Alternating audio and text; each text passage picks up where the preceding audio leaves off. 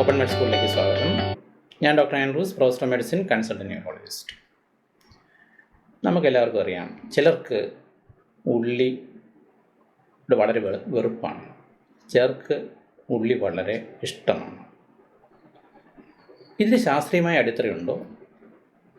ഉള്ളി കൂടുതൽ കഴിക്കുന്നവർക്ക് അല്ലെങ്കിൽ താല്പര്യമുള്ളവർക്ക് എന്തെങ്കിലും ആരോഗ്യപരമായ ഗുണങ്ങളുണ്ടോ? ഇതാണ് ഇന്നത്തെ വിഷയം. നമുക്കറിയാം, നമ്മുടെ പൊക്കം, കണ്ണിൻ്റെ നിറം മുതലായ പല കാര്യങ്ങളെയും നിയന്ത്രിക്കുന്നത് നമ്മുടെ ജനിതക ഘടന അഥവാ ജീൻസാണ്. ഈ ഇടയ്ക്ക് കണ്ടെത്തിയൊരു പഠനത്തിൽ, ഏതാണ്ട് 5 ലക്ഷത്തോളം ആൾക്കാരിൽ നടത്തിയൊരു പഠനത്തിൽ കണ്ടെത്തിയത് നമ്മുടെ ഓൾഫാക്ഷൻ, അതായത് ഗന്ധം അറിയുന്നതിന് വേണ്ടിയുള്ള ചില ജീനുകളുണ്ട്. ആ ജീനുകളുടെ ചില വേരിയേഷനുകൾ ഉള്ളവർക്ക് ഈ ഉള്ളിയുടെ ഗന്ധത്തോട് താല്പര്യമുണ്ട്. ആ ജീനിൻ്റെ പേരാണ് ഓണിയൻ ലൈക്കിംഗ് ജീൻസ് എന്നാണ് ചിലർ പറയാറ്. ഈ ജീനുകളിലെ വേരിയേഷൻസ് വരുമ്പോൾ ഇവർക്ക് ഉള്ളിയുടെ മണം ഇഷ്ടമാണ്. നമുക്കറിയാം, ഉള്ളിക്ക് അത് സൾഫർ കണ്ടെയ്നിങ് ആയിട്ടുള്ള പല ഘടകങ്ങളുമുണ്ട്. ഇത് ചിലർക്ക് അസഹനീയമായിത്തീരും.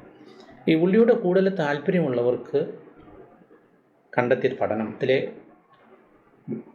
രസകരമായ കാര്യം എന്താണെന്ന് ചോദിച്ചു കഴിഞ്ഞാൽ, അവർക്ക് മറ്റുള്ളവരെക്കാൾ 14% പ്രമേഹത്തിന് സാധ്യത കുറവായിരുന്നു.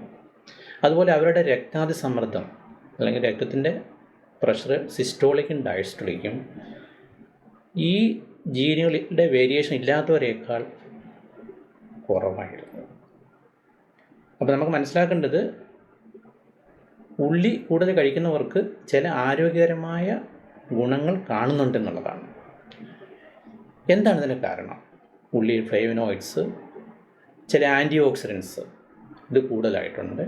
ഇത് രക്തക്കെട്ടുകൾ വികസിപ്പിക്കാൻ സഹായിക്കും. അപ്പോൾ അറിഞ്ഞിരിക്കേണ്ടത്, ആരോഗ്യകരമായ ഭക്ഷണം നമ്മുടെ രോഗാവസ്ഥയെ, പ്രത്യേകിച്ച് ജീവിതശൈലി രോഗങ്ങൾ വരുന്നതിനെ ഒരു പരിധിവരെ നിയന്ത്രിക്കും.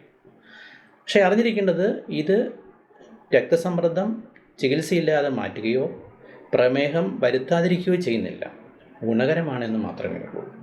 നമ്മുടെ ഹിപ്പോക്രാറ്റസിൻ്റെ വാചകം അർത്ഥവത്താക്കുകയാണ്: ഭക്ഷണമാകട്ടെ നിങ്ങളുടെ മരുന്നാകട്ടെ നിങ്ങളുടെ ഭക്ഷണം.